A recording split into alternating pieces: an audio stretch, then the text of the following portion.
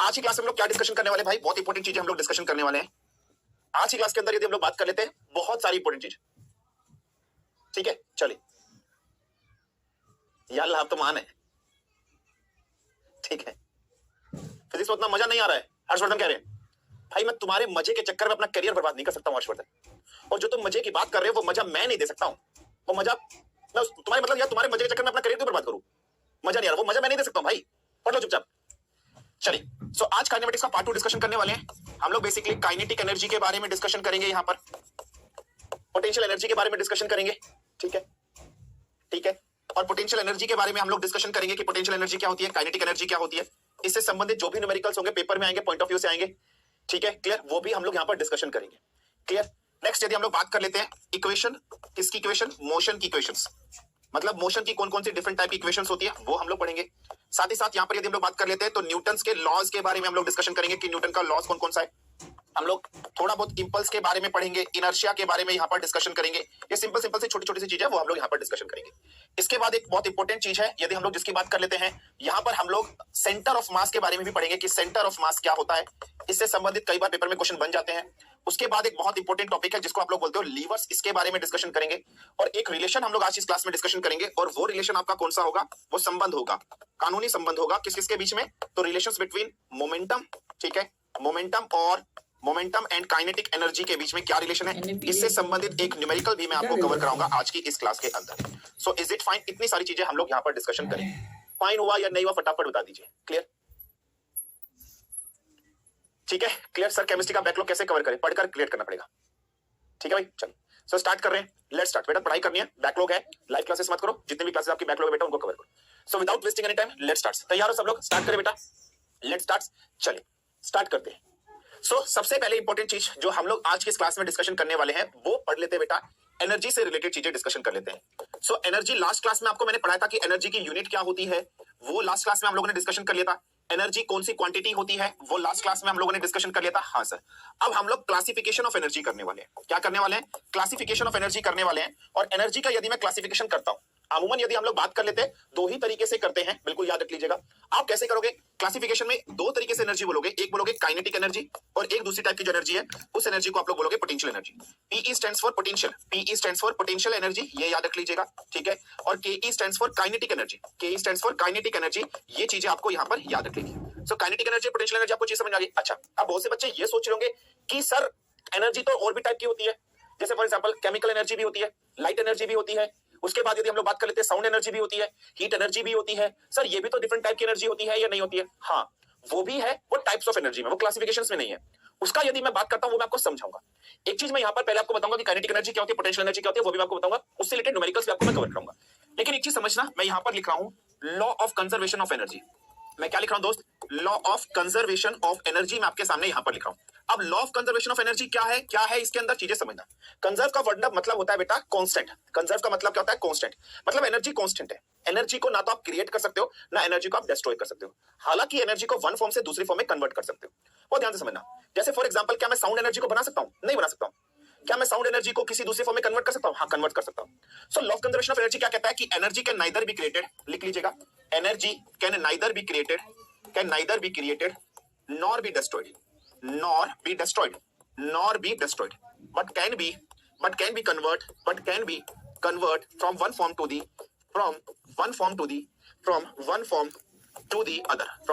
other, लेकिन एक form से दूसरे फॉर्म में कन्वर्ट किया जा सकता है, कन्वर्जन किया जा सकता है। अब बना नहीं सकते हो, डिस्ट्रॉय नहीं कर सकते, कन्वर्जन कर सकते हो। जैसे फॉर एग्जांपल मेरे पास है कैंडल, अगर मैंने मोमबत्ती की बात कर ली तो मोमबत्ती क्या करती है? कोई क्वेश्चन पेपर में पूछा जा सकता है कि सर मोमबत्ती क्या करती है, कौन सी एनर्जी को किस एनर्जी में कन्वर्ट कर सकती है, ऐसे क्वेश्चन पूछा जाता है। मोमबत्ती बनी किसके दोस्त? केमिकल की बनी हुई है या नहीं बनी हुई है? केमिकल से बनी हुई है, रसायन से बनी हुई है, नहीं बनी हुई है? हाँ जी। मोमबत्ती आपकी किसकी बनी हुई है? केमिकल्स वगैरह की बनी हुई है।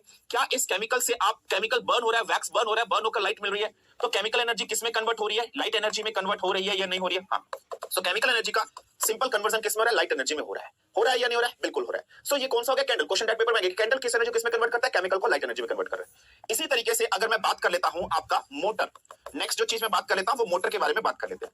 इलेक्ट्रिकल मोटर की बात हो रही है बेटा जी यहाँ पर, ठीक है? इलेक्ट्रिकल मोटर की यहाँ पर बात हो रही है। इलेक्ट्रिकल मोटर क्या करता है? आपने देखा होगा मोटर कैसा होता है, अगर आपके पास छोटी बहुत रिमोट वाली कार कभी आपने देखी होगी मोटर इस तरीके से रिमोट वाली कार में आपको देखने के लिए मिलता होगा, ऐसे लगाता है, इसके यहाँ पर मैग्नेट्स होती हैं सिमिलर वे में, बीच में एक शाफ्ट होती है, ये इस तरीके से शाफ्ट होती है, ये शाफ्ट अंदर जाती है, इस शाफ्ट के ऊपर इस तरीके से वाइंडिंग्स लिपटी हुई होती है, तार लिपटी होती है, आपने ऐसे देखा था। और यहाँ पर एक टर्मिनल होता है, टर्मिनल यहाँ पर पॉजिटिव और ये नेगेटिव, और इससे क्या लगाए जाते हैं, वायर्स वगैरह इससे लगाए जाते हैं। आपने डिस्कशन किया होगा। तो आपने देखा इनपुट में क्या दिया, मोटर को इलेक्ट्रिकल एनर्जी दी है या नहीं दी है, यहाँ से इलेक्ट्रिकल एनर्जी आपने इसको इनपुट में दे दी।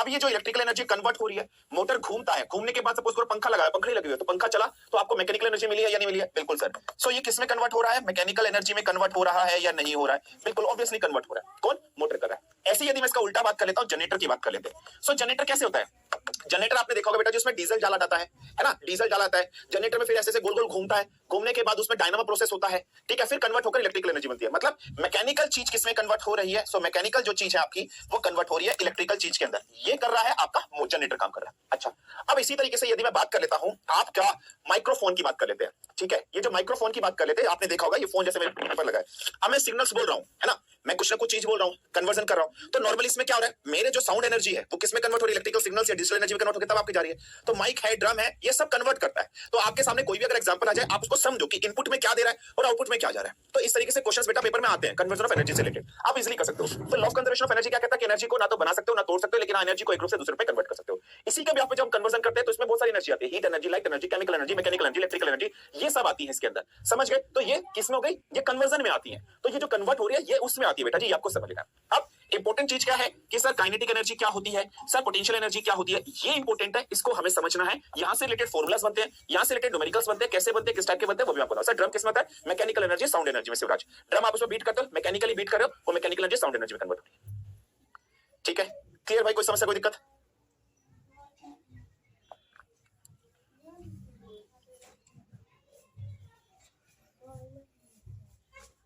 एटॉमिक एनर्जी होती है बेटा, हाँ जी एटॉमिक एनर्जी होती है, न्यूक्लियस एनर्जी, उसमें हीट निकलती है, ठीक है, हीट एनर्जी फॉर्म में। सर आपका स्वेटर बहुत बढ़िया है, ले ले ले निकालू क्या,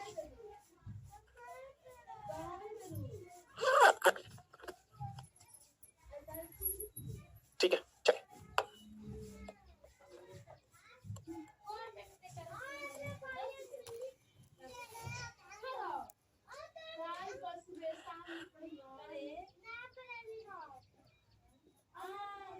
ठीक है sir, what is the best way to revision, the best way to revision is to revision, बार बार पढ़िए, रिवीजन का बेस्ट वे रिवीजन ही है। जो आपके नोट्स पढ़े उनको रेगुलर इंटरवल पढ़िए, लगातार पढ़िए, बन जाएगा, ठीक है। पेट दिख गया गुरुजी का, पेट नहीं है वो तोंद बोलते हैं, फैमिली पैक बोलते हैं, तुम्हारा सिक्स पैक से आया फैमिली पैक, बहुत मेहनत से बनता है वो, चुपचाप, ठीक है, फैमिली पैक है वो। काइनेटिक एनर्जी क्या होती है समझना, एक जनरल एग्जांपल से समझाता हूं फिर आप देखिएगा। सपोज करो ये एक साइकिल है, ठीक है, क्लियर, मैं यहां पर एक साइकिल बना रहा हूं इस तरीके से, काइनेटिक एनर्जी को समझना, इससे रिलेटेड न्यूमेरिकल्स में भी मैं आपको कराऊंगा,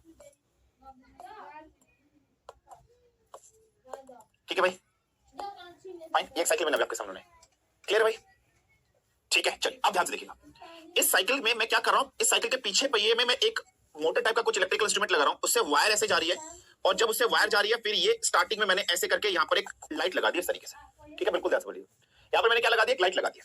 ये जो इंस्ट्रूमेंट मैंने लगाया है इसको मैंने बोल दिया कि ये क्या है, डायनेमो, ठीक है, ये क्या है, डायनेमो। डायनेमो वर्ड का मतलब समझना, कई बार क्वेश्चन आ जाता है पेपर में। डायनेमो जो वर्ड बना है वो एक चीज से बना है जिसको क्या बोलते हैं, डायनामिक, डायनामिक वर्ड से ये बना हुआ है। डायनामिक वर्ड का मतलब क्या होता है, जो रोटेट कर रहा हो, घूम रहा हो, ठीक है, जो क्या कर रहा हो, रोटेट कर रहा हो, जो घूम रहा हो, उस चीज को बोलते हैं डायनामिक। सो डायनामिक चीज से बना है डायनामो, ये याद रखिएगा, समझ में आ गया। अच्छा, अब जब जब साइकिल का पहिया घूमेगा तब तब ये डायनामो घूमेगा, जब जब ये डायनामो घूमेगा तब तब लाइट जल जाएगी, जब जब साइकिल का पंखा नहीं घूमेगा तब तब ये डायनामो भी नहीं घूमेगा, डायनामो नहीं घुमा तो लाइट भी नहीं जनरेट हुई। दोबारा ध्यान से सुनना, जब जब साइकिल का पहिया घूमेगा ये डायनामो घूमेगा, डायनामो घूमेगा, कुछ लाइट एनर्जी डेवलप होगी, लाइट चल जाएगी। डायनामो पंखा पहिया घूमना बंद हुआ, डायनामो घूमना बंद हुआ, लाइट नहीं चली। क्या है डायनामो, बहुत ध्यान से सुनना। आपके घर में एक मोटर भी होगा, आपके घर में मोटर मिलता है जो रिमोट कार में लगा हुआ होता है। इस रिमोट कार के मोटर के बीच में इस तरीके से वाइंडिंग्स वगैरह लगी हुई होती है, आप जानते हो, हाँ। इसके एक साइड पर यहां पर मैग्नेट होती है, दूसरी साइड पर भी यहां मैग्नेट होती है, इस तरीके से होती है या नहीं होती है, बिल्कुल। अब आपने क्या करना है, इसका जो एक्सट्रीम एंड है यहां से तार ले जाकर इसमें इस तरीके से बल्ब कनेक्ट कर देना है, ठीक है, बल्ब कनेक्ट कर देना। अब आप इस मोटर का जो एक्सट्रीम एंड है बेटा इसको पकड़िएगा, ठीक है, बिल्कुल ध्यान समझिएगा। अब इस एक्सट्रीम एंड को पकड़ेगा, इसको पकड़ने के बाद मोटर के इसको शाफ्ट कैसे घुमाएगा, ऐसे घुमाइएगा। जब इसको शाफ्ट कैसे घुमाओगे तो इसके वजह से क्या होगा, ये बल्ब ग्लो कर जाएगा। तो कहने का मतलब क्या है, जैसे ही आपने इस पर मैकेनिकल एनर्जी लगा दी, जैसे ही आपने इस पर मैकेनिकल एनर्जी लगा दी, ये मैकेनिकल एनर्जी किसमें कन्वर्ट हो गई, इलेक्ट्रिकल एनर्जी में हो गई। या मैकेनिकल को इलेक्ट्रिकल में कौन कन्वर्ट कर रहा था, जनरेटर ही कन्वर्ट कर रहा था, हाँ या ना। हाँ, तो सर एक चीज मुझे समझ में आ गई कि मोटर का उल्टा क्या है, मोटर का जो इनवर्स है, मोटर का इनवर्स सर जनरेटर ही होता है। इसका मतलब सर मोटर से जनरेटर बनाया जाता है, हाँ जी बिल्कुल बनाया जाता है, इनवर्स बनाया जाता है। तो ये जो लगा ये तरीके से मोटर ही है, यहां पर जो लगा मोटर है, इस मोटर की ये वाली शाफ्ट पहिए से अटैच है। जब जब पहिया घूमता है ये शाफ्ट घूमती है, मैग्नेटिक फील्ड करती है और ये लाइट जल जाती है। तो ये है डायनामो। ये क्या कर रहा है, डायनामो। तो डायनामो मैकेनिकल एनर्जी को लाइट एनर्जी में कन्वर्ट कर रहा है। अच्छा, तो इस डायनामो में जो एनर्जी प्रोड्यूस हुई है वो कौन सी एनर्जी प्रोड्यूस हुई है, काइनेटिक एनर्जी प्रोड्यूस हुई है। डायनामो की वजह से कौन सी एनर्जी प्रोड्यूस हुई है, काइनेटिक एनर्जी। मैंने एग्जांपल दे दिया। तो इसका मतलब काइनेटिक एनर्जी क्या है, the energy processed by the body by the virtue of its motion. किसी भी वस्तु के मोशन, गति में होने के कारण, ठीक है बेटा बिल्कुल रखना, किसी भी वस्तु के मोशन में, गति में होने के कारण जो एनर्जी प्रोड्यूस होती है वो काइनेटिक एनर्जी है। अगर कोई वस्तु रेस्ट में आ जाएगी तो उसमें काइनेटिक एनर्जी नहीं। जब तक कोई वस्तु घूमती रहेगी, घूमने के कारण जो एनर्जी प्रोड्यूस होगी वो काइनेटिक एनर्जी कहलाती है। सिंपल सा कांसेप्ट ही है। सो मैं यहां पर क्या लिख रहा हूं, द एनर्जी, डेफिनेशन लिख लीजिएगा, the energy possessed by the body, possessed by the body, by the body, by the virtue of, by the virtue of, by the virtue of its motion, by the virtue of its motion is called as kinetic energy। समझ में आया या नहीं आया फटाफट बता दीजिए।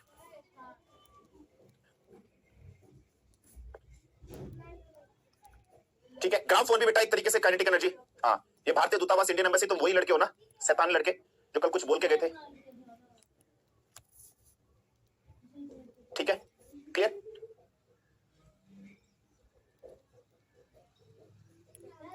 Mechanical to electrical, electrical to convert हो रही है भाई। Inverse of motor, inverse of motor मतलब जब तुम मोटर पे यहां मैकेनिकल सपोर्ट लगाओगे। इनवर्स ऑफ मोटर का मतलब समझ रहे हो, इनवर्स ऑफ मोटर, मोटर का इनवर्स मतलब मोटर के ये इनपुट बन जाएगा, समझ रहे हो। पहले मोटर में ये इनपुट था भाई, मोटर में पहले यहां इनपुट था, यहां आउटपुट था, इनवर्स। अब ये इनपुट हो गया है, अब ये आउटपुट हो गया है, अब ये आउटपुट हो गया है। अब इनपुट पर क्या दे रहे हो, मैकेनिकल। आउटपुट पर क्या मिल रहा है, इलेक्ट्रिकल। पहले इनपुट पर क्या दे रहे थे, इलेक्ट्रिकल, और पहले आउटपुट से क्या ले रहे थे, मैकेनिकल। तो भाई बस इनपुट आउटपुट चेंज हुए हैं। नहीं सर मैं कल था ही नहीं, इतना मारूंगा ना, इतना मारूंगा ना, भूल जाओगे अपने आप को। स्क्रीनशॉट ले रखा है, ठीक है भाई। ये इनपुट था मोटर में, ये आउटपुट था, ये इनपुट था। मोटर में पहले आप इनपुट में इलेक्ट्रिकल एनर्जी देते, आउटपुट में मैकेनिकल मिल रही थी, नहीं मिल रही थी। अब क्या है, इनवर्स ऑफ मोटर। यार इनवर्स कर दो, अब इसको इनपुट बना दिया, उसको आउटपुट बना दिया। तो भाई यहां पर आप लोग क्या दे रहे हो, मैकेनिकल दे रहे हो, और आउटपुट में क्या ले रहे हो, इलेक्ट्रिकल ले रहे हो। मोटर जनरेटर समझ में नहीं आता क्या, घर में मोटर जनरेटर नहीं है क्या तुम्हारे। सर डायनामो में कन्वर्ट कर रहा है, डायनामो मैकेनिकल एनर्जी को इलेक्ट्रिकल एनर्जी में कन्वर्ट कर रहा है। डायनामो मतलब डायनामिक। तो कोई ऑब्जेक्ट इसके घूमने के कारण, डायनामो के घूमने के कारण जो एनर्जी प्रोड्यूस हुई है वो काइनेटिक एनर्जी है। काइनेटिक एनर्जी किसी भी ऑब्जेक्ट के मोशन में होने के कारण जो एनर्जी, जैसे ग्रामफोन, ग्रामफोन में आपने देखा है वो इस तरीके से डिस्क लगी होती है, वो घूमती है। जब तक वो घूम रही है तब तक साउंड एनर्जी दे रही है, वो काइनेटिक एनर्जी है। समझ रहे हो या नहीं समझ रहे हो। इसी तरीके से जैसे फॉर एग्जांपल कोई भी आपने देखा होगा घास काटने वाली मशीन होती है, उसमें जब तक वो घूम रही है, वो घास काट रही है, उसमें जो एनर्जी बन रही है वो एनर्जी काइनेटिक एनर्जी है। आपके घर में ग्राइंडर है, ग्राइंडर जो होता है वो ग्राइंड करता है या नहीं करता है। तो ग्राइंडर में जब रोटर ग्राइंड कर रहा होगा बेटा, वो काट रहा होगा, तो ग्राइंडर में जो एनर्जी प्रोड्यूस हो रही है वो कौन सी एनर्जी है, काइनेटिक। फिर काइनेटिक एनर्जी में कन्वर्जन हो रहा है, वो देखना है बस। क्लियर, चलिए फाइन हो गया। काइनेटिक एनर्जी क्लियर हो गया सभी को। अब क्लियर है भाई, कोई समस्या, कोई दिक्कत, अब क्लियर है। तो कोई भी ऑब्जेक्ट घूमने के कारण जो एनर्जी बनी है वो काइनेटिक एनर्जी है, बस ये कांसेप्ट आपको याद रखना है। फिर उस काइनेटिक एनर्जी में कन्वर्जन क्या है, काइनेटिक में लाइट एनर्जी है, इलेक्ट्रिकल है या मैकेनिकल, वो अलग बात है। बट घूमने के कारण जो एनर्जी बन रही है वो काइनेटिक एनर्जी है। दैट्स ऑल, इतना चीज आपको याद रखना है। सूरज पृथ्वी के चारों ओर पृथ्वी सूरज के चारों ओर घूम रही है, तो घूम रही है समझ में एक तरीके से काइनेटिक एनर्जी है। वॉशिंग मशीन जो रही है, कपड़ा धो रही है, एक तरीके से काइनेटिक एनर्जी है। ठीक है सर, एंगुलर मोमेंटम और इंपल्स के भी क्वेश्चन आते हैं क्या, कराऊंगा अर्सवर्धन, सब कराएंगे बेटा। ठीक है, सब हो जाएगा, जो सिलेबस में होगा वो सब करा देंगे। ठीक है, टेंशन मत लीजिएगा। क्लियर। हाँ, जो कोई भी एनर्जी किसी ऑब्जेक्ट के मोशन में होने के कारण, किसी भी ऑब्जेक्ट के मोशन में होने के कारण जो एनर्जी प्रोड्यूस होती है उस एनर्जी को काइनेटिक एनर्जी बोलते हैं। काइनेटिक एनर्जी का फॉर्मूला क्या है, पेपर में कई बार क्वेश्चन पूछा जाता है। काइनेटिक एनर्जी को लिखते हैं के ई, बस डायरेक्ट फॉर्मूला याद रखना है, डेरिवेशन नहीं याद रखनी है। फॉर्मूला है half m v square. So kinetic energy का फॉर्मूला होता है half m v square. Sir कैसे आया, ठीक है बिल्कुल ध्यान समझिएगा। काइनेटिक एनर्जी का फॉर्मूला क्या है बेटा, हाफ एम वी स्क्वायर। यहां पर यदि मैं बात कर लेता हूं, एम क्या है, mass of a body, mass of a body, कोई भी बॉडी होगी उसका मास होगा। वी क्या है, वो मोशन में है, तो वी क्या होगी, वेलोसिटी ऑफ अ बॉडी, उस ऑब्जेक्ट की वेलोसिटी होगी, उस ऑब्जेक्ट की क्या होगी, वेलोसिटी होगी। ये पहिया घूम रहा है, वेलोसिटी है इसकी, मास है इसका, kinetic energy. So half m v square is the kinetic energy. समझ में आ गया। अगर वेलोसिटी ज्यादा होगी तो काइनेटिक एनर्जी भी ज्यादा होगी। समझ में आया। काइनेटिक एनर्जी किस पे डिपेंड करेंगी, मास पर। ज्यादा मास होगा तो ज्यादा एनर्जी प्रोड्यूस करेगी, कम मास होगा तो कम एनर्जी प्रोड्यूस करेगी। तो दोनों डायरेक्टली प्रोपोर्शनल है, और यहां पर प्रोपोर्शनलिटी को हटाने के जो कांस्टेंट का इस्तेमाल किया वो हाफ है। बस दैट्स ऑल, इतनी चीज आपको याद रख लेनी। क्लियर है भाई, फटाफट बताइए। ठीक है, क्लियर, समझ गए सभी लोग। अंडरस्टूड? सर मिक्सचर ग्राइंडर में कौन सा कन्वर्जन है? इलेक्ट्रिकल एनर्जी मैकेनिकल में कन्वर्ट हो रही है या नहीं हो रही है भाई? इलेक्ट्रिकल एनर्जी रोटेशनल में कन्वर्ट हो रही है, बिजली में इनपुट दे रहे हो यार, बुद्धि बेच बेच के आ गए सारे सारे। ठीक है ठीक है, चलिए। So kinetic energy directly proportional आ रही है मास के, काइनेटिक एनर्जी डायरेक्टली प्रोपोर्शनल आ रही है वेलोसिटी के स्क्वायर से। क्वेश्चन एक दे रहा हूं, क्वेश्चन ध्यान से समझना, क्वेश्चन ध्यान से समझना, ठीक है, क्लियर, ध्यान समझना। क्वेश्चन कुछ इस प्रकार से, there are two bodies of masses m1 is equal to m kg and m2 is equal to 5 times of m1, ठीक है, 5 times of m1। their velocity are as follow, v1 is equal to 2 meter per second, v2 is equal to 10 times of v1। find ke1 divided by ke2, करिए फटाफट। हाँ vector quantity बेटा, vector quantity velocity आ गया ना sir. Solar cooker क्या करता है? सोलर एनर्जी को हीट एनर्जी में, solar cooker solar energy sun energy को हीट एनर्जी में कन्वर्ट कर रहा है, ठीक है बेटा शानू, सोलर एनर्जी को हीट एनर्जी में कन्वर्ट कर रहा है। इस क्वेश्चन को करिए, दो बॉडीज हैं, एक का मास m kg है, दूसरे का 5 टाइम्स ऑफ m1 है। There velocity of first body 2 metre पर सेकंड है, velocity of second body 10 times of v1 है। Find the relation between the kinetic energy of one divided by kinetic energy of second.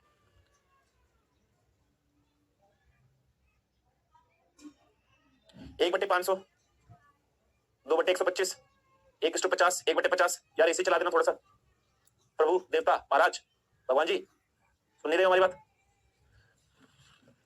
मोए मोए बाद में कर ले, थोड़ा सा इसी चला दो, थोड़ा सा इसी चला दो मालिक, अंडे दे देंगे नहीं तुम। चलो आ जाओ, काइनेटिक एनर्जी फर्स्ट बॉडी की निकाल लेते हैं। फॉर्मूला क्या होता है? हाफ m v स्क्वायर, यही होता है फॉर्मूला। फर्स्ट बॉडी के लिए m1 v1 मान लेते हैं, ठीक है। सो 1/2 m, वेलोसिटी ऑफ 1 2 का मतलब 4, 4 का मतलब 2, तो कहीं ना कहीं मैं यहां से लिख देता हूं 4/2 इंटू m। 4/2 m का मतलब क्या है भाई? 2m। कोई समस्या, कोई दिक्कत नहीं है ना? ठीक है, चलिए next, kinetic energy of second body की बात कर लेते हैं। क्या है? हाफ m2 v2 का होल स्क्वायर। 1/2 m2 की वैल्यू क्या? 5 टाइम्स ऑफ m1, मतलब क्या होगी? 5m हो गई, 5m हो गई। v2 की वैल्यू कितनी गिवन है? 10 times of v1, 10 times of v1 मतलब 20, 20 का स्क्वायर 400 मल्टीप्लाई बाय 400। सो 2 एकम 2, 2 दूनी 400, तो 400 गुना 2 कितना आ गया बेटा? 1000 m आ गया। आपको रेशियो निकालनी है ke1 डिवाइडेड बाय ke2, ऐसे ही क्वेश्चन मिलेंगे पेपर के अंदर। सो 2/1000 कर दिया, 2m बटे 1000 m से m मार दिया, तो कितना आ गया? 1/500 आ गया। कोई समस्या, कोई दिक्कत?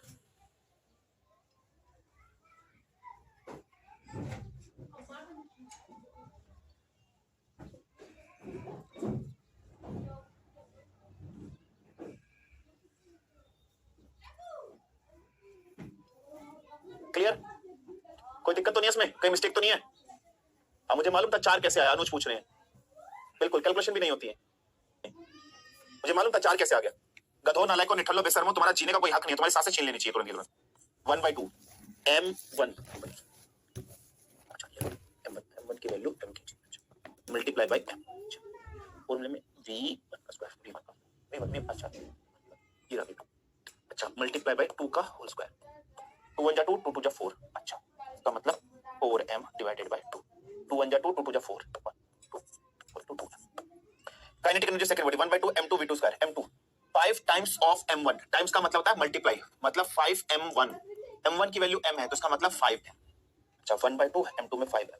v2 10 टाइम्स ऑफ v1, मतलब 10 v1, v1 की वैल्यू 2 है तो 20 हो गया। अच्छा 20 का स्क्वायर, तो 20 का स्क्वायर 20 ऐसे लिखना है, फिर ऐसे लिखना है, ऐसे करना है 0 0 2 0 जा 0, 2 2 जा 4, 0 0 प्लस 0 0 प्लस 4, 400 400, फिर 2, फिर 400 को डिवाइड करना है।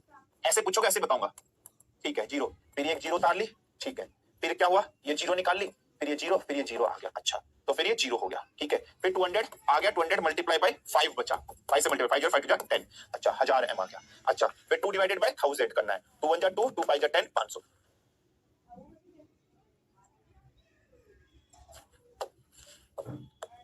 गधे वाले क्वेश्चन मत पूछा करो, पहले बता रहा हूं मैं, गधे वाले क्वेश्चन मत पूछा करो, पहले बता रहा हूं मैं, या मैथमेटिक्स सिखाने के लिए नहीं बैठा हूं मैं तुम्हारे सामने। टाइम वेस्ट करते हो तुम सभी बच्चों का, दिमाग चलाया करो खुद साथ साथ, पहले बता रहा हूं मैं, ये गधे वाले क्वेश्चन मत पूछा करो, मैथमेटिक्स सिखाने के लिए नहीं बैठा हूं यहां पर मैं। टाइम वेस्ट करते हो सब बच्चों का तुम लोग, और मेरा भी। चलिए क्वेश्चन गिवन है, if the mass of a body is constant and the velocity changes to 5 times the initial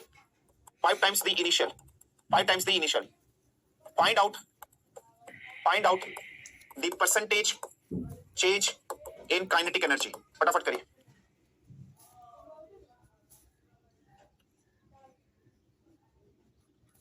फटाफट बताइए।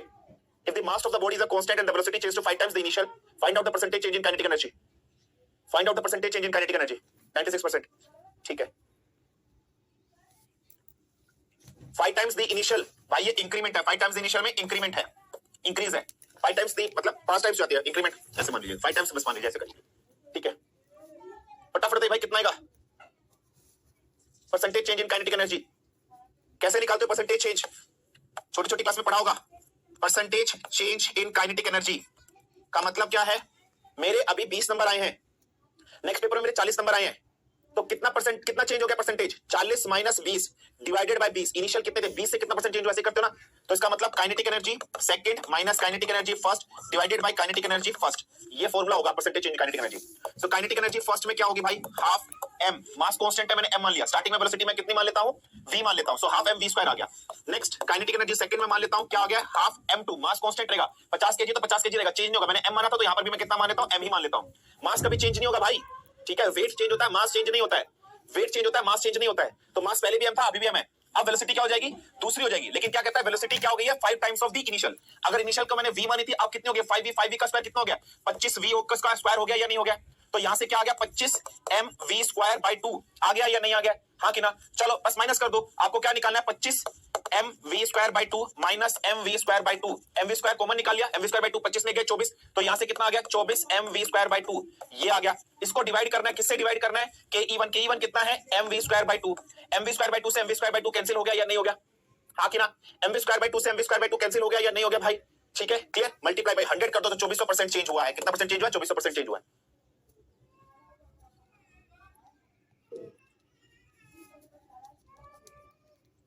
ठीक है भाई, कोई समस्या, कोई दिक्कत?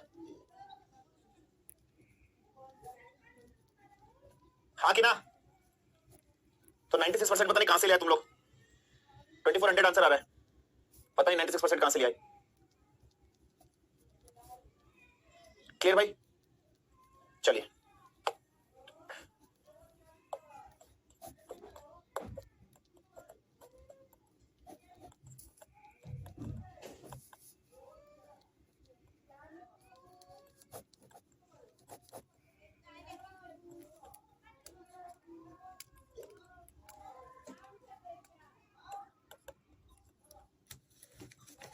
करो फटाफट, फटाफट बताइए। What would be the kinetic energy of a body if the velocity is 2 meter per second and mass is 1 kg? And mass is 1 kg.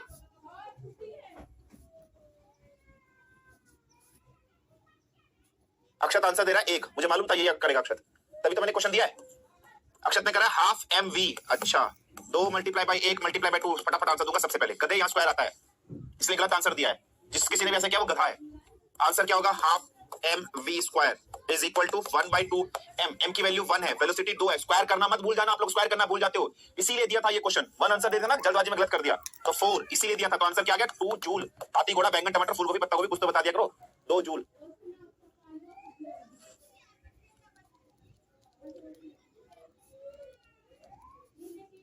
ठीक है, टाइपिंग मिस्टेक होगी तो कोई इशू नहीं बेटा, बस समझाने का कंसेप्ट ये था बेटा, बस स्क्वायर करना। आप स्क्वायर करना भूल गए थे तो इसीलिए। ठीक है अक्षत, बस ये बताना था बेटा। चलिए नेक्स्ट हेडिंग डालिए, relation between momentum and kinetic energy. Relation between momentum and kinetic energy, ठीक है। चलिए, सो रिलेशन बिटवीन मोमेंटम और काइनेटिक एनर्जी हमें डिस्कशन करना है। काइनेटिक एनर्जी का फॉर्मूला क्या होता है भाई? काइनेटिक एनर्जी का फॉर्मूला होता है हाफ mv स्क्वायर, हाँ कि ना? ठीक है, हाफ mv स्क्वायर। मोमेंटम का फॉर्मूला क्या होता है? Mass into velocity. क्या मैं इससे velocity is equal to p upon m लिख सकता हूं? इसको मैं फर्स्ट मान लेता हूं, सॉरी इसको मैं सेकंड मान लेता हूं, इस स्टेटमेंट को मैं फर्स्ट मान लेता हूं। तो मैं क्या कर सकता हूं, पुट सेकंड इन फर्स्ट कर सकता हूं या नहीं कर सकता हूं, v जहां पर भी वहां p बटे m लिख सकता हूं। तो काइनेटिक एनर्जी का फॉर्मूला क्या गया, 1/2m into p square by m, m square है ना, p square by m square, m से m कैंसिल, तो 1/2 p by m बन गया या नहीं बन गया काइनेटिक एनर्जी का फॉर्मूला। कोई समस्या, कोई दिक्कत, बन गया या नहीं बन गया, है ना, या p स्क्वायर बाई 2m बन गया या नहीं बन गया, p square by 2m formula बन गया नहीं बन गया। अच्छा, मैं एक चीज और कर सकता हूं, क्या कर सकता हूं, मोमेंटम का फॉर्मूला अभी मैंने लिखा p is equal to m into v, क्या मैं यहां से m is equal to p upon v कर सकता हूं या नहीं कर सकता हूं, ठीक है, clear, m is equal to p upon v कर सकता हूं, इसको मैं थर्ड मान लेता हूं, फिर मैं लिख रहा हूं put third in first, third in first, तो यहां से काइनेटिक एनर्जी का फॉर्मूला क्या गया, जहां m है तो वहां p upon v multiply by v, v से v मार दिया तो यहां से 1/2 pv is equal to kinetic. समस्या, कोई दिक्कत, हाँ कि ना, क्लियर, ठीक है भाई, हाँ कि ना, यस और नो, क्लियर है भाई, समझ गए। सो काइनेटिक एनर्जी का फॉर्मूला हाफ पीवी भी बनता है और काइनेटिक एनर्जी का formula half p square by m भी बनता है, क्लियर, अंडरस्टूड, क्लियर है भाई। लैग हो रहा है, एक बार रिफ्रेश करके दोबारा एंटर कर लो क्लास में, लैग हो रहा है, रिफ्रेश करके दोबारा कर लो एक बार, ठीक है। क्वेश्चन कैसे देगा, अगर पेपर में क्वेश्चन में न्यूमेरिकल दिया है, न्यूमेरिकल कुछ इस तरीके से दिया कि find kinetic energy of a body if is इतना, कोई वैल्यू दे दी उसने, ठीक है, एंड मास इज इतना, कोई वैल्यू दे दी, तो आपको ध्यान से देखना काइनेटिक एनर्जी निकालने के लिए, ठीक है, कौन सा फॉर्मूला यूज करोगे। तो काइनेटिक एनर्जी निकालने के लिए मोमेंटम और मास दिया तो आप ये वाला फॉर्मूला यूज करोगे। फिर आपको देखना है कि काइनेटिक एनर्जी निकालने के लिए अगर मोमेंटम और वेलोसिटी गिवन है तो भाई ये वाला फॉर्मूला यूज करूंगा। तो मैं कौन सा फॉर्मूला यूज करूंगा, ये वाला फॉर्मूला यूज करूंगा। गॉट इट और नॉट, कोई समस्या, कोई दिक्कत, फटाफट मुझे बताइए। अगर मोमेंटम और वेलोसिटी दिया तो मैं ये वाला फॉर्मूला यूज करूंगा, मोमेंटम और मास दिया तो मैं ये वाला फॉर्मूला यूज करूंगा। क्लियर हुआ या नहीं हुआ, फटाफट बता दीजिए, क्लियर,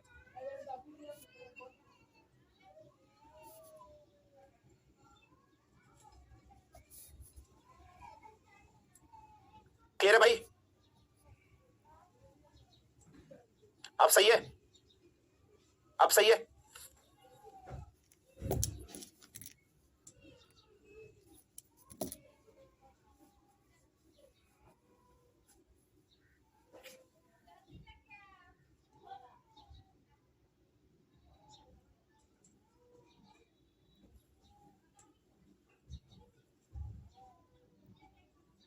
ठीक है, क्लियर, ठीक है। सर आप क्वेश्चन कहां से लाते हैं इतना इजी, इजी क्वेश्चन तुरंत बना रहे हैं, और कहां से ला रहे हैं, कैसे नहीं आ रहा, तुम्हारे सामने बना रहा हूं, क्या हो गया, वॉइस गई, देखो क्या हो रहा है इसमें, कहां वो बच्चे कमेंट कर रहे हैं, देखो चैट में देखो,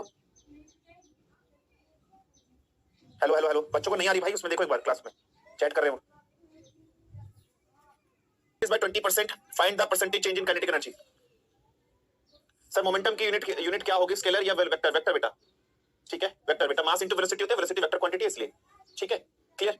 चलिए क्वेश्चन है, if the momentum of a body get increased by 20%, find the percentage change in kinetic energy of a body। फटाफट करिए, find the percentage change in kinetic energy of a body, फटाफट करिए। if the momentum of a body just got changed by the 20%, find the percentage change in the kinetic energy। फटाफट बताइए, what would be the answer of this question, फटाफट बताइए भाई, फटाफट बताइए, फटाफट विद आंसर।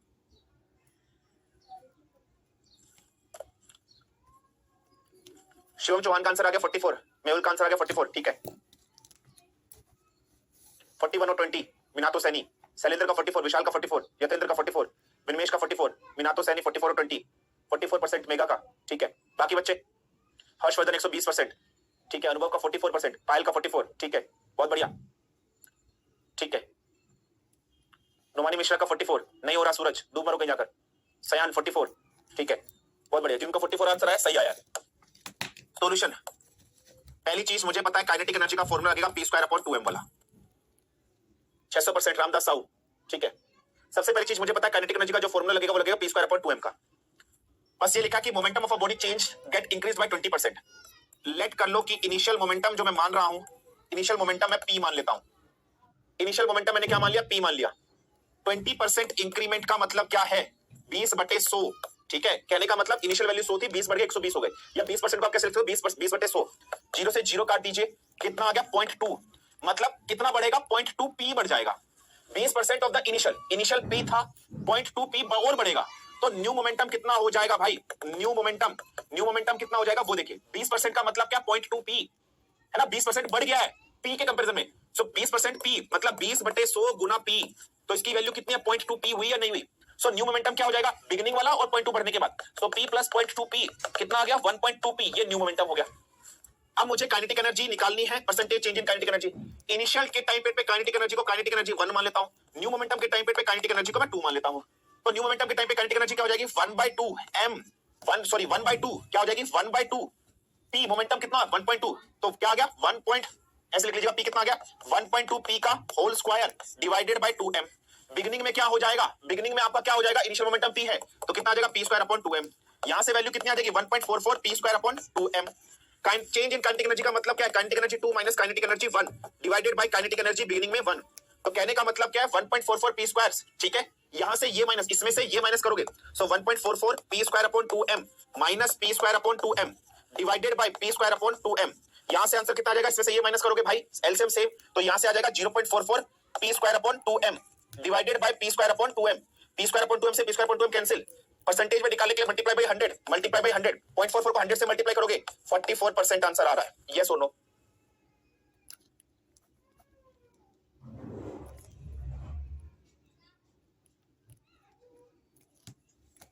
सर रेशियो लेके चलते हैं, वो भी इजी जाता है। इनिशियल मोमेंटम को 100 मान लेते, नेक्स्ट मोमेंटम 120 हो जाता, बात वो भी पड़ती है। उसका करते, वो कितना था 14400, इसका करते 100, तब भी 44% आता, कैसे भी कर लो, आपकी इच्छा है भाई। ये बार बार बीच में स्क्रीन चेंज मत करो यार।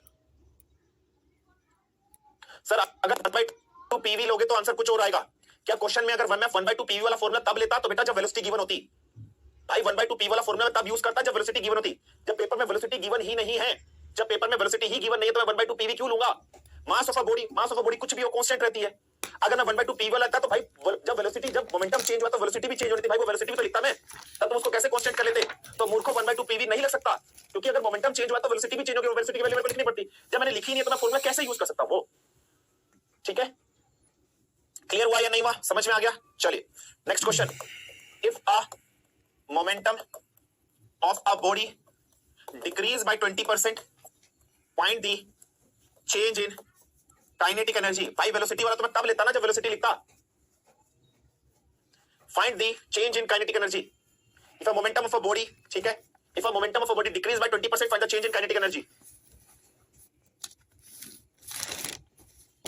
36% मुकेश कुमार का आंसर आ रहा है, ठीक है भाई।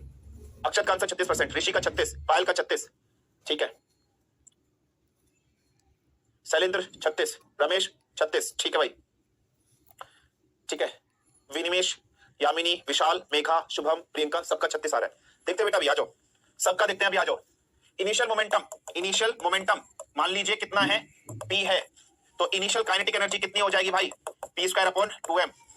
इंक्रीज्ड, सॉरी यहां पर क्या हो रहा है, डिक्रीज्ड कितना बाय 20%, इसका मतलब क्या 0.2 पी से घटेगा, तो न्यू मोमेंटम कितना हो जाएगा, नालायक को निठर लो बेशर्मो, तो न्यू मोमेंटम हो जाएगा p माइनस 0.2 पी, इसका मतलब 0.8 पी, तो इसका मतलब काइनेटिक एनर्जी सेकंड क्या हो जाएगी 0.8 p²/2m, ठीक है।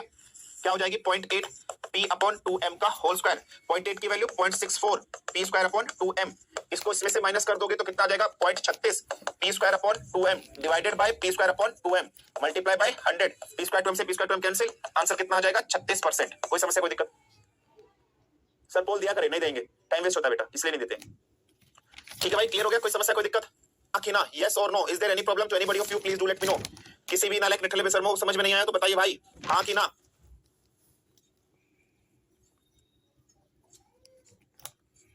ठीक है, ऑप्शन बना के पोल दिया करें। अब तुम बोलोगे नाचू, अब तो तुम बोलोगे सर नाच भी दो, हमारे घर ऑर्डर भी कर दो, चुपचाप कर लो, चुपचाप क्वेश्चन, हीरो मत बनो।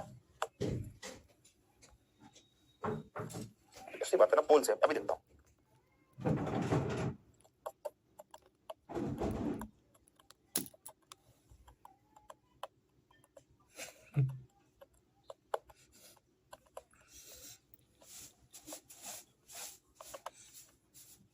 ले ऑप्शन,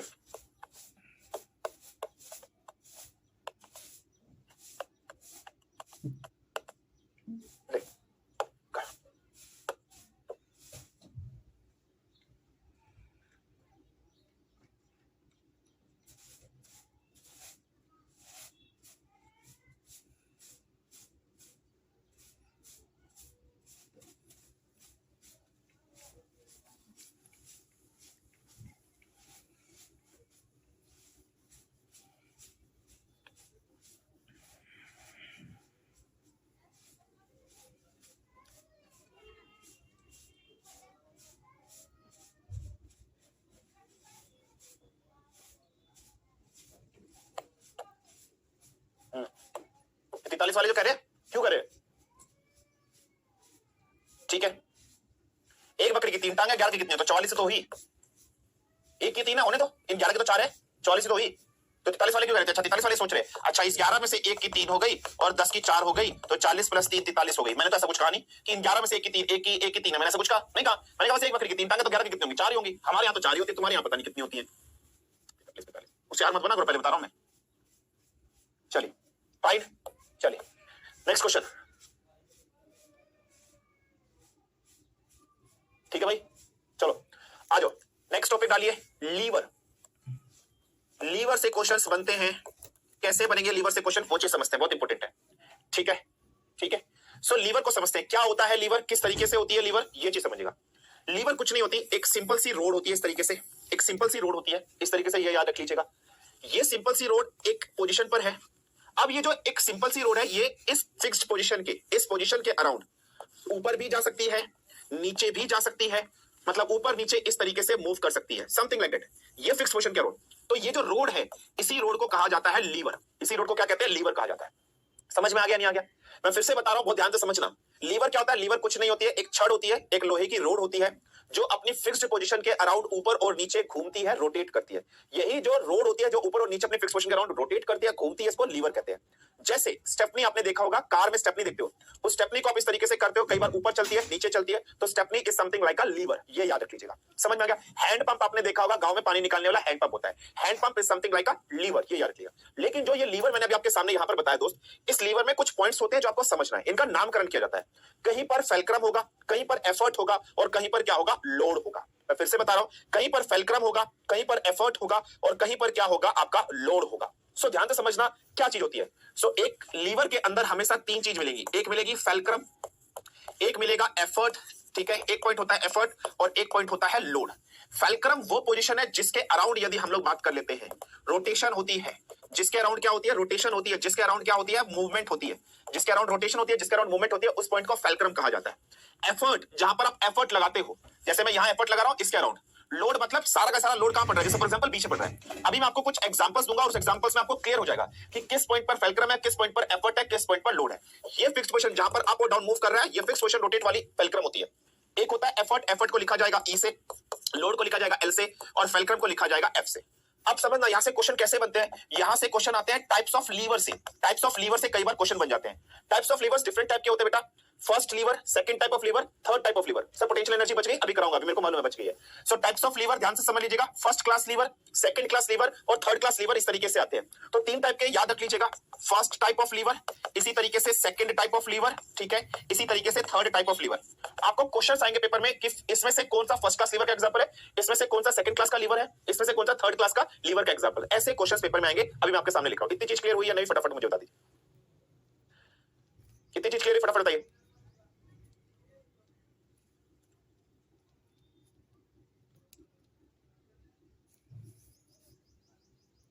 इतनी चीज क्लियर हो गई?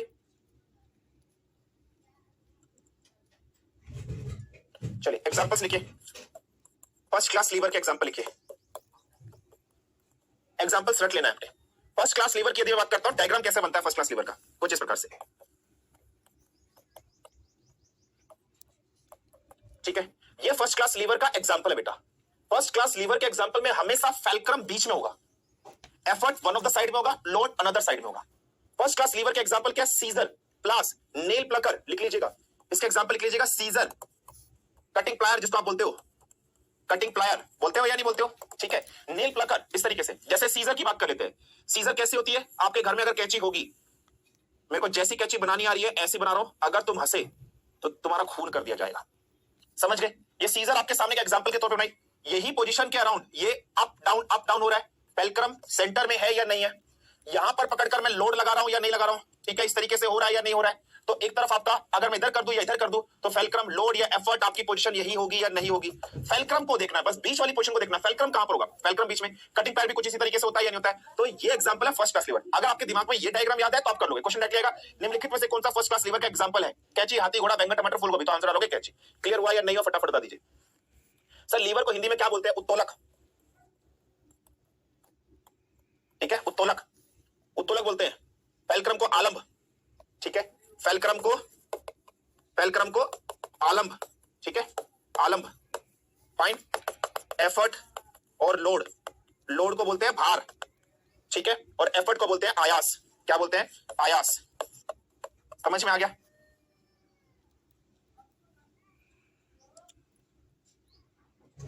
ठीक है भाई, क्लियर? सर पर यूज क्या है इसका? कुछ यूज नहीं, क्वेश्चन आ जाते हैं पेपर में बेटा, यही पूछा जाता है बस। ये सिलेबस में आपके इसलिए पढ़ा रहा हूं, बुक्स में नहीं मिलते, कोई पढ़ाता नहीं है, लेकिन क्वेश्चन आ जाते हैं यहां से लीवर से, बस ये पढ़ना है आपको, यूज कुछ नहीं है।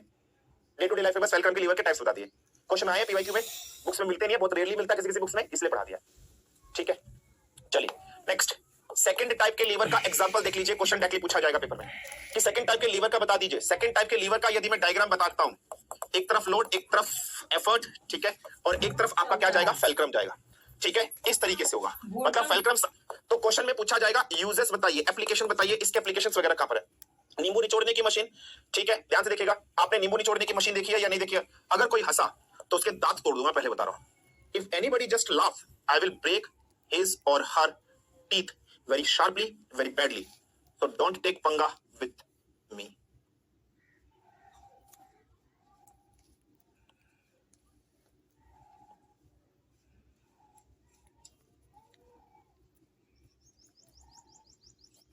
तेरी बन गया ना? ठीक है, नींबू निचोड़ने वाली मशीन बना दी ना। देखो बीच में नींबू, पीला पीला, ठीक है, फेल्क्रम यही हो गया, ठीक है, लोड बीच में रखा है या नहीं रखा है? हाँ, एफर्ट यही लगा रहे हो, ये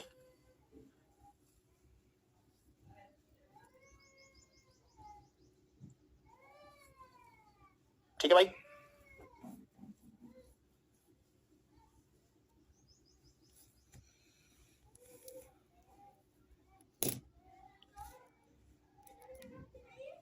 निचोड़ना है, रखना नहीं है उसमें, ठीक है भाई, क्लियर? समझ में आ गया? नींबू निचोड़ने की मशीन, ठीक है, क्लियर? ऐसे ही ब्रेक्स जो होते हैं, ऐसे ही जो ब्रेक्स होते हैं, गाड़ी वगैरह में ब्रेक्स होते हैं, आपने देखा है, साइकिल में ब्रेक आप इस तरीके से लगाते हो, ठीक है, ब्रेक इस तरीके से लगाते हो या नहीं लगाते हो? ब्रेक लगाते हो, तो ब्रेक में देखिए एफर्ट लोड, फेल्क्रम एक तरफ होता है। साइकिल के ब्रेक्स कैसे होते हैं? सपोज करो ये हैंडल है, ब्रेक यहां पर है, ये पोजीशन फिक्स्ड है, ये फेल्क्रम हो गया, ठीक है, यहां पर आपने एफर्ट लगाया, बीच में लोड है, सो ब्रेक भी इसी का एग्जांपल है, ठीक है भाई। चलिए third type of lever, third type का देख लेते हैं क्या कैसे बनता है, किस प्रकार बनते हैं। थर्ड टाइप की यदि हम लोग बात कर लेते हैं तो कुछ इस तरीके से आपका बनता है, एल एफ और यहां कहीं आपका एफर्ट जाता है, मतलब इस तरीके से जो कंडीशन बनी है ये इस तरीके में आएगी। एग्जाम्पल क्या है सर? एग्जाम्पल है मम्मी का चिमटा,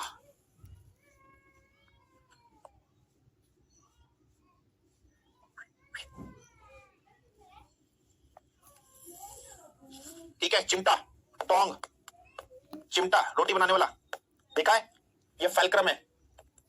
एफर्ट बीच में से पकड़ते हो ना चिमटे को, बीच में से एफर्ट, रोटी को यहां से पकड़ते हो, ये रोटी आपकी यहां, ये क्या है? लोड। नेक्स्ट ऐसे यदि स्टेपलर की बात कर लेते हैं, स्टेपलर की बात कर लेते हैं, स्टेपलर भी इसी में ही जाएगा या नहीं जाएगा?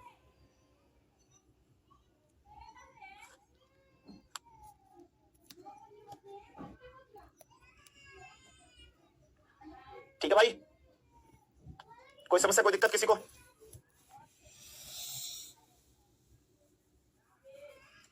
मैं बता दो, हाँ कि ना? ठीक है,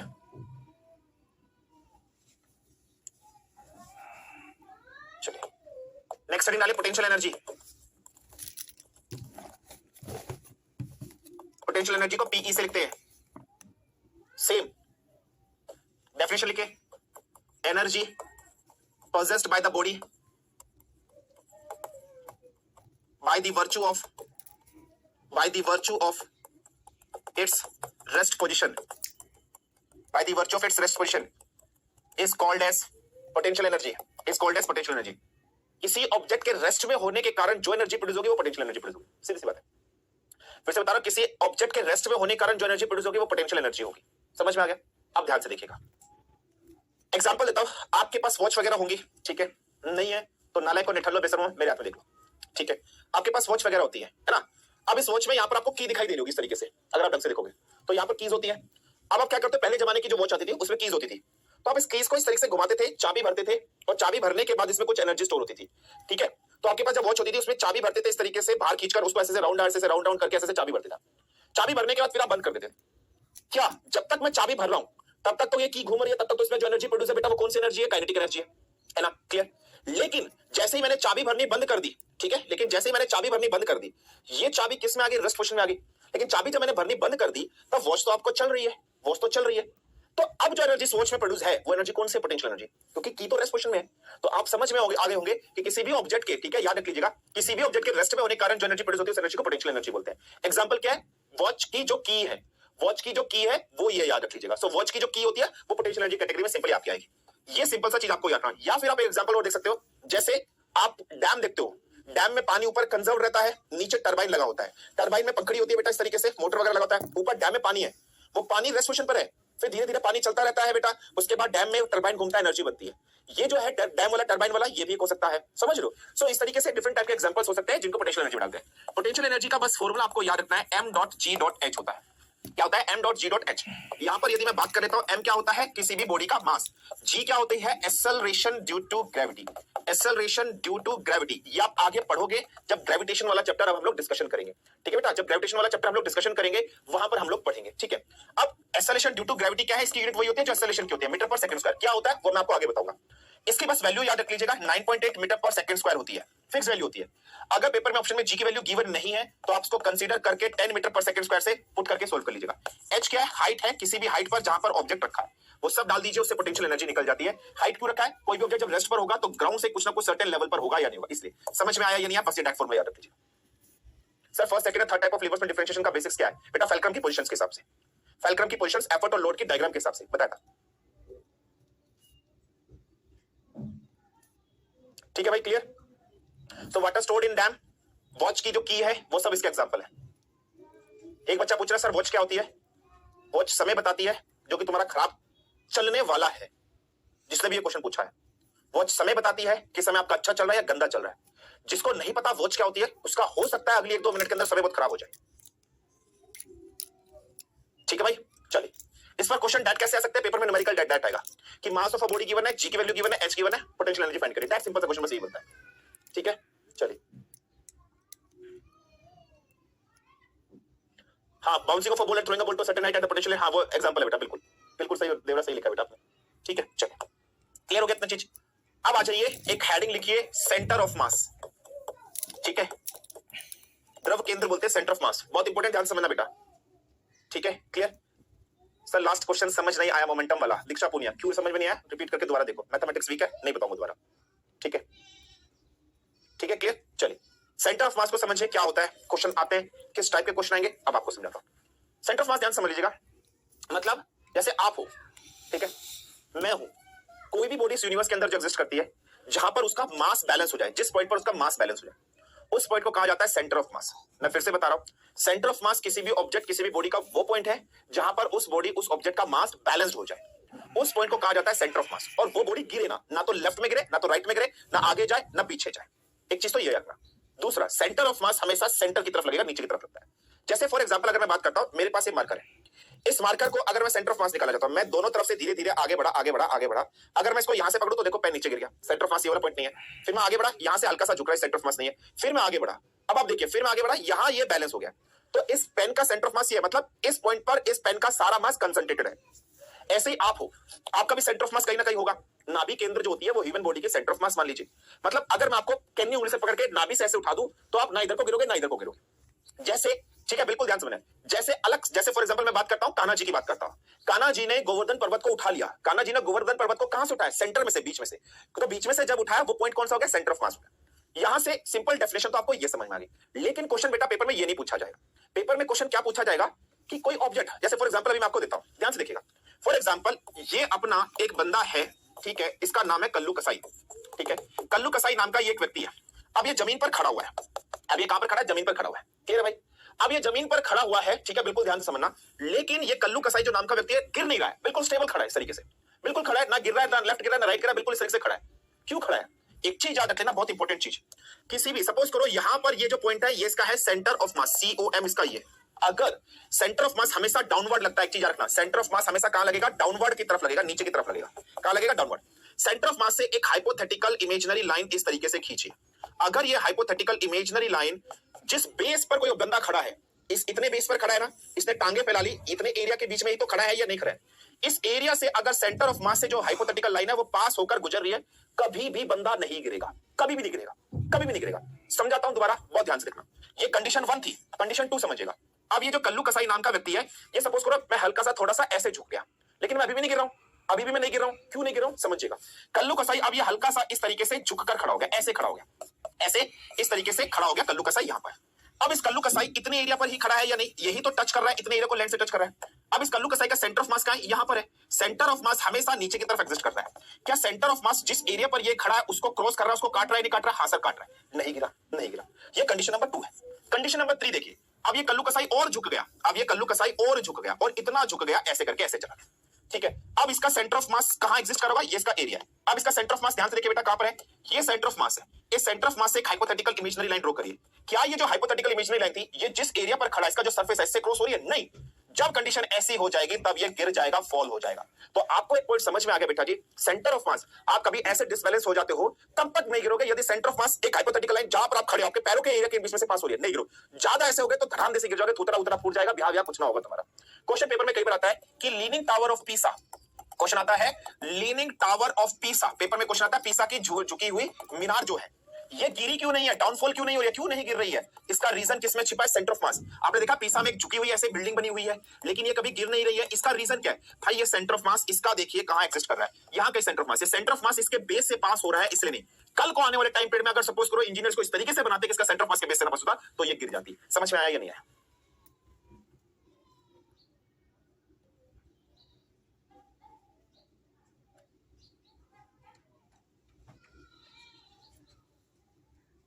हाँ, इमेजिनरी लाइन और बेस में 90 डिग्री बन रहा है, तो बेटा 90 डिग्री नहीं, पास होनी चाहिए। हाँ, 90 डिग्री बोल सकते हो, पास होनी चाहिए। अगर 90 डिग्री बन रहा है उसके बीच में तो ठीक है, 90 डिग्री के अलावा कुछ भी एंगल बन रहा है तो धड़ाम जैसे गिर जाओगे बेटा। ठीक है,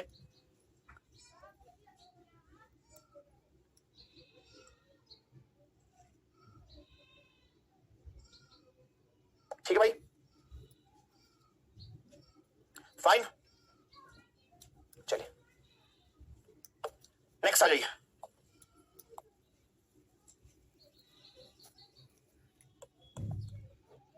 क्लियर हो गया भाई? चलिए अब एक बार लिख लीजिएगा, मैंने आपको न्यूटन लॉ ऑफ मोशन पढ़ा दिया क्या?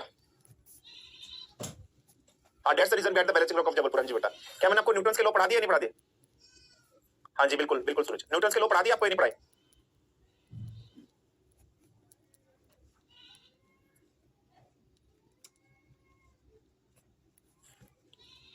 सर 90 डिग्री वाला लॉजिक नहीं है, वो तो फॉल के केस में बन रहा है बेटा। 90 डिग्री वाला का क्वेश्चन नहीं है। Imaginary line centre of mass वाली, यदि आप जिस बेस पर खड़े हो उस बेस से पास हो रही है, पास होने का मतलब परपेंडिकुलर 90 डिग्री ही बन रहा है। इनडायरेक्टली समझने की कोशिश करें भाई, ये मेरा बेस है, इससे लाइन पास हो रही है तो एंगल 90 डिग्री जिस बेस पर खड़े हो उस बेस से पास हो रही है, पास होने का मतलब परपेंडिकुलर 90 डिग्री ही बन रहा है। इनडायरेक्टली समझने की कोशिश करें भाई, ये मेरा बेस है, इससे लाइन पास हो रही है तो एंगल 90 डिग्री बन रहा है।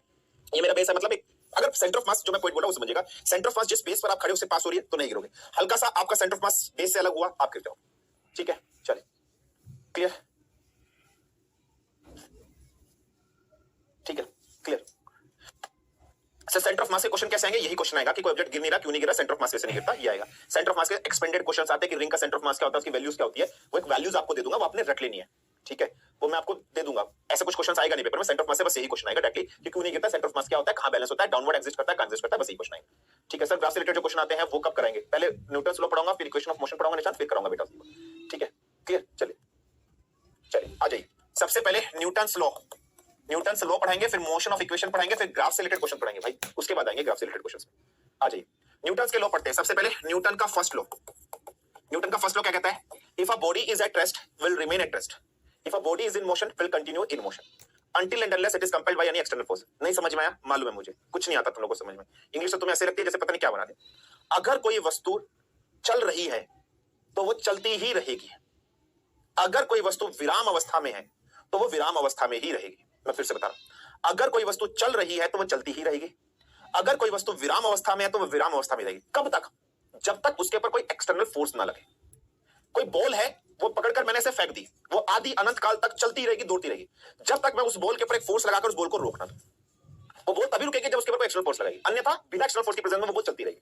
अगर कोई ऑब्जेक्ट रेस्ट पोजीशन पे, आदि अनंत काल द्वापर त्रेता वृता सब चले गए, वो पोजीशन वहीं पर आएगी। जब तक वो मोशन में तब तक नहीं आएगी जब तक उसके ऊपर कोई फोर्स लगा के मैं उसको लात ना मार दूं। समझ रहे हो? इस लॉ को कहा जाता है न्यूटन का फर्स्ट लॉ। समझ रहे हो?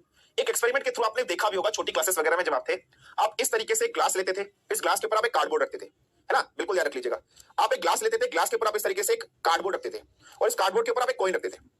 कार्डबोर्ड के ऊपर ये कॉइन आदि अनंत काल तक ऐसे ही रहेगा या नहीं रहेगा? हाँ जी रहेगा। लेकिन जैसे ही मैं कार्डबोर्ड पर ऐसे मार दूंगा तो ये जो सिक्का है ये नीचे आ गया। तो if a body is at rest will remain at rest, if a body is in motion, motion में है तो object continuous in motion until and unless it is compelled bye an external force. इसी first law of motion को आपको inertia का law भी कह देते हैं, लॉ ऑफ इनर्शिया भी कह देते हैं। इसी फर्स्ट लॉ ऑफ मोशन को लॉ ऑफ इनर्शिया भी कह देते हैं। अब इनर्शिया जो वर्ड है वो क्या है? इनर्शिया कुछ नहीं है, बॉडी की एक पोजीशन है जो मास पर डिपेंड करती है। समझ लो, इनर्शिया कुछ नहीं, एक वर्ड है जो मास से रिलेटेड है। समझ लो, मतलब कोई मास है, कोई ऑब्जेक्ट है, कोई बॉडी है, वो रेस्ट पर ही रहेगी, उसमें चेंज नहीं कर सकते हो जब तक मैं उसे बाहर से फोर्स लगाऊंगा। जैसे मैं बाहर से फोर्स लगाऊंगा उसका मोशन चेंज होगा। सो इनर्शिया इज नथिंग बट अ मास की प्रॉपर्टी है। मास की रिलेशन को ही इनर्शिया सिंपल टर्म्स में आप ये बोल सकते हो। समझ में आया या नहीं आया? तो मैं यहां पर लिख देता हूं, ठीक है? तो देखिए क्या कहता है, तो लॉ ऑफ इनर्शिया कहता है if a body is at rest will remain, ये सिंपल सी चीज है यार, आप छोटी क्लास में पढ़ते थे, will remain at rest, will remain at rest. If a body is in motion, will remain in motion until and unless it is compelled by any external force. Until and unless it is compelled by any external force. Simple सी definition है, ठीक है? Application क्या है? जैसे for example आप कभी बस में चले होंगे, ठीक है? एप्लीकेशन क्या है? बस में आप चले होंगे, बस में आप चल रहे हो बेटा, चलती हुई बस है, अचानक से जब ब्रेक लग जाते हैं कहां को गिरते हो, आगे को या पीछे को? और कोई बस रुकी हुई है, अचानक से ड्राइवर स्टार्ट कर देता है, आगे को या पीछे को? कुछ ना कुछ चेंज होता है या नहीं होता?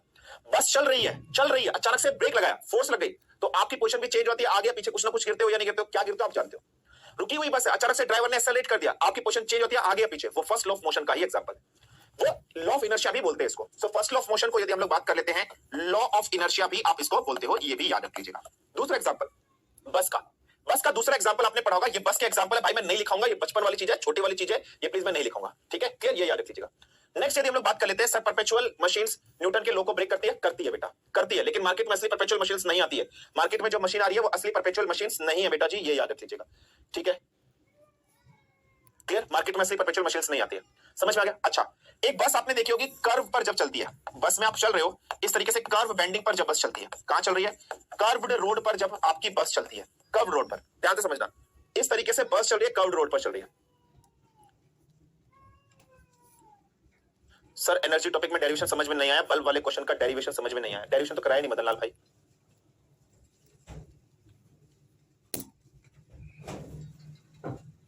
ठीक है, क्लियर? चलिए, आप कर्व्ड रोड पर चल रहे हो, कर्व्ड रोड में बस के अंदर कुछ पैसेंजर्स बैठे हैं। जब कर्व्ड रोड में पैसेंजर्स बैठे हैं, क्वेश्चन कई बार ऐसे पूछ सकता है, अगर टर्न ऐसे लिया है, पैसेंजर किधर को गिरते हैं? Left side. राइट साइड को टर्न लिया है तो पैसेंजर किस तरफ गिरते हैं? लेफ्ट साइड को। और अगर कोई बस ने इस तरीके से आपका टर्न लिया है, किस तरफ लिया है? लेफ्ट साइड की तरफ टर्न लिया, तो पैसेंजर किस तरफ को गिरते हैं? राइट साइड को। एक्सटेंडेड होते हैं या नहीं होते? वो भी किस पर डिपेंड करता है? न्यूटन के फर्स्ट लॉ पर डिपेंड करता है। सिंपल सी चीज है, कोई समस्या कोई दिक्कत ज्यादा फटाफट बताइए, ठीक है? सर ट्रेन में मॉस्किटो स्टेशनरी पोजीशन में क्यों रहता है? ट्रेन में मॉस्किटो स्टेशनरी पोजीशन में इसलिए रहता है क्योंकि मॉस्किटो का डायमेंशन जो साइज है विद रिस्पेक्ट टू ट्रेन बहुत माइन्यूट होता है, और माइन्यूट होने के कारण रेस्ट की कंडीशंस को समझ लेते हैं। फर्दरमोर जब ट्रेन मूविंग कंडीशंस में है तो उसका मास मतलब बहुत माइन्यूट होता है, तो एज कंपैरिजन हम उसको नेग्लिजिबल मान लेते हैं इस वजह से, ठीक है भाई? हाँ, सेंटर ऑफ मास और Newton law. Sir bike stunt जो सेंटर ऑफ मास और Newton law, centre of mass पर बेटा, ठीक है? पौने centre of mass. Sir perpetual machine कुछ नहीं होती, नहीं पढ़ना आपको, फालतू चीजें कुछ नहीं होती। चलिए अब आ जाइए न्यूटन के सेकंड लॉ की तरफ। न्यूटन का फर्स्ट लॉ क्लियर है? एग्जांपल बस का अचानक चलना, ब्रेक मारना, राइट मुड़ना, लेफ्ट मुड़ना, कॉइन वाला लॉ ऑफ इनर्शिया, इसी को कहते हैं, ठीक है? क्लियर हुआ या नहीं हुआ फटाफट मुझे बताइए, क्लियर हुआ या नहीं हुआ भाई? फटाफट बता दीजिए, ठीक है? चलिए न्यूटन के सेकंड लॉ के बारे में चलते हैं। यहां तक कोई समस्या, कोई दिक्कत किसी को?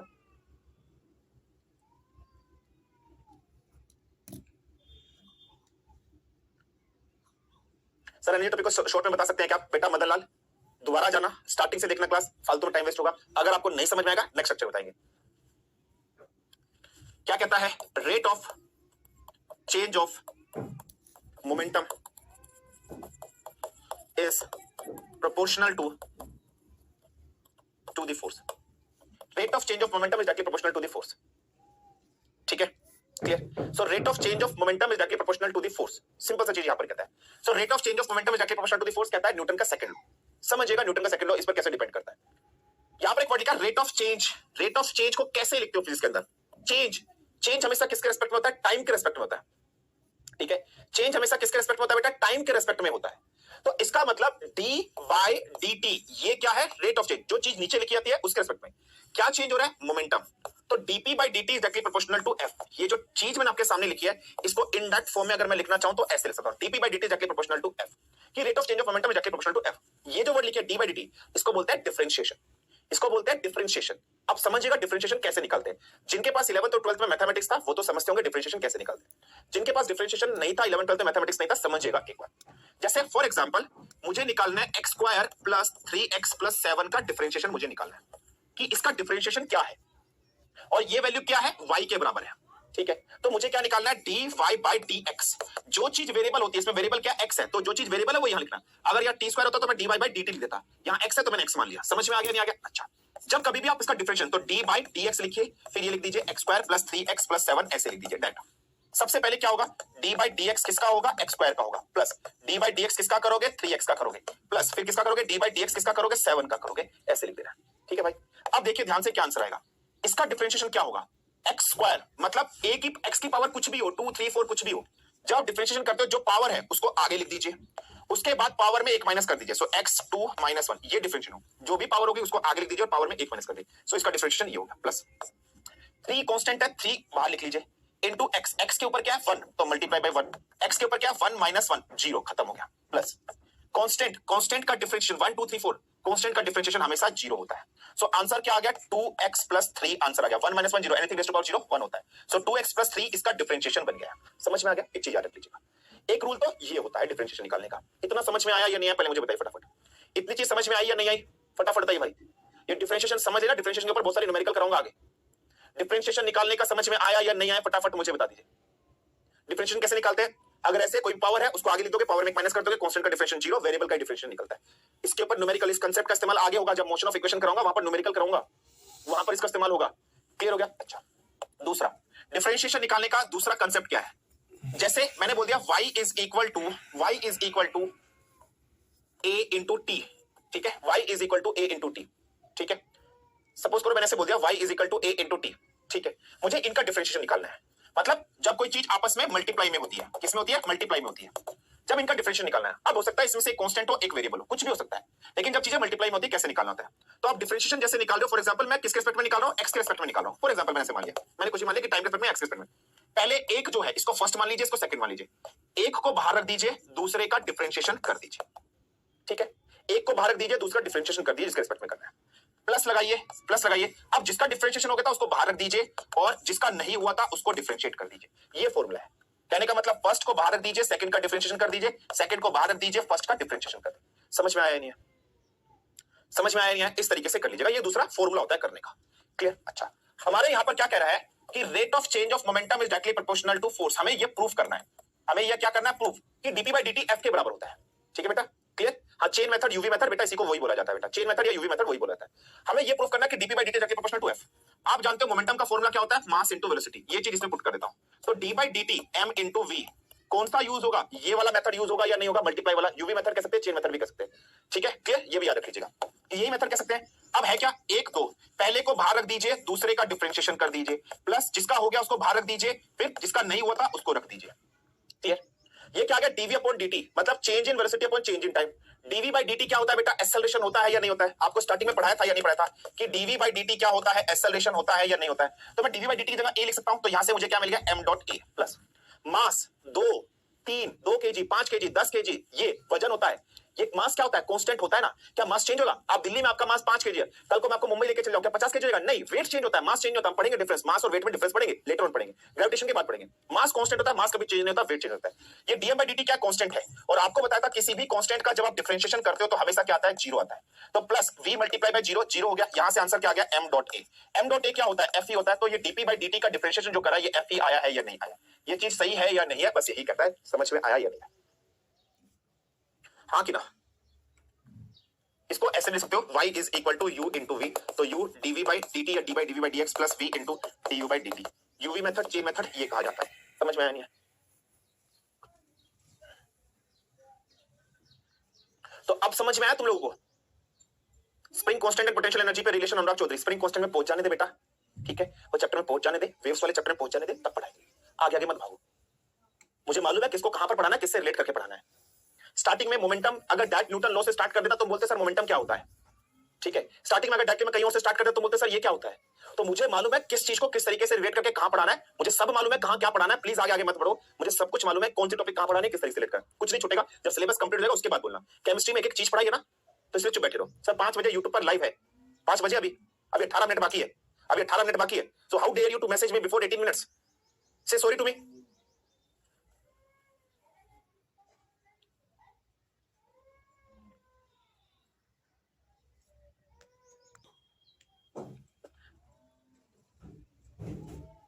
ठीक है, ठीक है भाई, क्लियर। इसके एग्जांपल नेक्स्ट क्लास में बताऊंगा, बस आज के लिए इतना रखते हैं। न्यूटन का थर्ड लॉ नेक्स्ट क्लास में बताएंगे, ठीक है। चल आगे मत बढ़ना, मुझे सब मालूम है कहां पढ़ाना है, किसको किस तरीके से रिलेट करके पढ़ाना मुझे मालूम है। मैं अपने हिसाब से पढ़ाऊंगा, एक भी टॉपिक नहीं छूटेगी। जब क्लास खत्म हो जाएगी तब मुझे बताना।